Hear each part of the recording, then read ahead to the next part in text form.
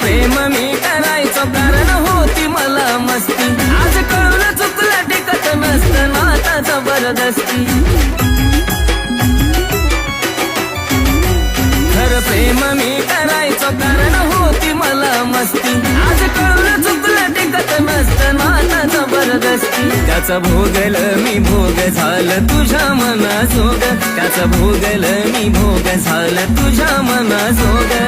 भेटल साथीदार नक्की आशिषपेक्षा भला. भेटल साथीदार नक्की आशिषपेक्षा भला. पाखरा